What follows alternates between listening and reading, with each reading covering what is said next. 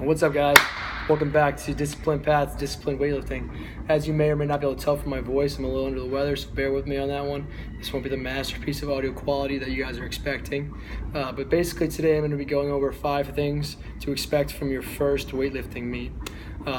Number 1, weigh-ins take a while. So any of you that have ever cut for a meet know this to be true. So if you say you were dehydrated, you haven't been drinking any water in 24 hours, you barely eat any food the day before, you're just dying to get to that weight class that you want to compete in because you know you can kill it and take first place if you can make all your lifts, and you show up to the weigh-ins maybe like 5-10 minutes after they start, and there's a line of like 40 people.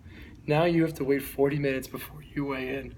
That totally sucks. You're sitting there, you're miserable, you're dehydrated, you're hungry, you just want to eat, you want to replenish, and you know you just start warming up in like an hour and a half, 2 hours. So you want as much time as possible to get food inside of you. And once you hit that line, you're like, great, now I gotta wait fucking an hour before I weigh in. It's terrible. Trust me, guys, don't do it. Show up early, camp out in front of the door if you have to. Make sure you guys are prepared to weigh in. Have your USAW card. Make sure you remove your jacket, remove your socks, whatever you need to do to make weight. Just get on that scale, make it weight, and then go eat. Number two is that you're going to be waiting around a lot. After you do weigh in, you have approximately 2 hours before the session starts. Not before you lift, before the session starts. Say you're the 10th person on that start list. That means there's 9 people in front of you that each have to take 3 attempts, roughly. Let's not get crazy.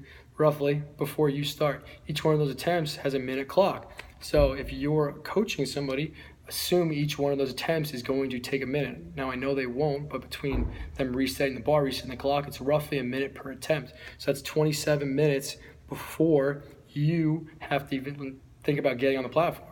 That's assuming you're going to take the opening weight you choose. If you want to go up, it might be a little bit longer. If you want to go down, it might be a little bit shorter. But these are all things to take into basically account. So don't start warming up as soon as the session starts. Make sure you've timed your warm-up correctly. If it only takes you 10 minutes to warm up and you have 27 minutes, then you might want to wait a little while after that session starts before you start. Got it? Cool. Number 3. So the third one is that when things start moving, they're going to move fast.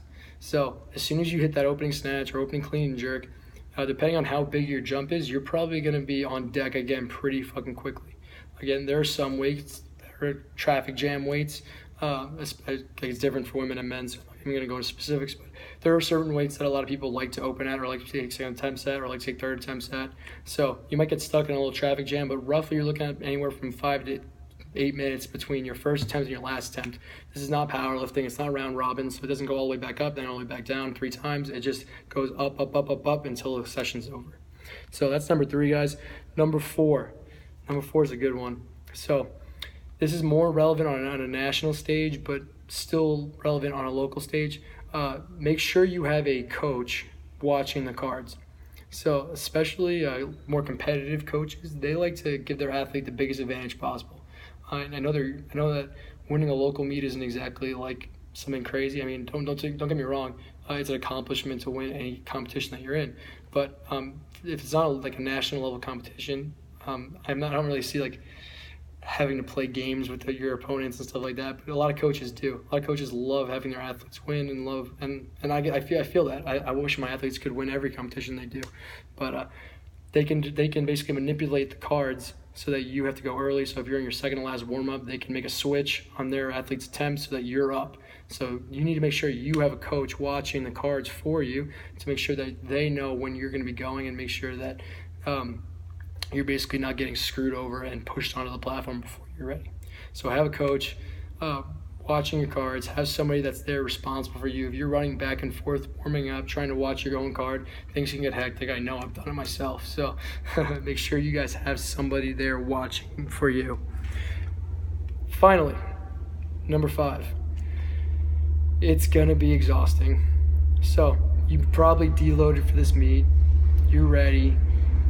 No matter how heavy the attempts are, you could be taking 80% for your opener, 85% for your second, and 90% from your third. You're going to be fucking exhausted. I remember driving home from the meet on Sunday. Of course, that's when this lovely voice thing was happening to me. But I worked up to about like 93% on my, not probably 90% on my snatch and probably like 92% on my clean and jerk, and that's it. and I was fucking beat. I mean, granted, I was there all day with working other sessions, but regardless, I was sore, I was tired, and these aren't even big weights. It's just so much stress on your nervous system.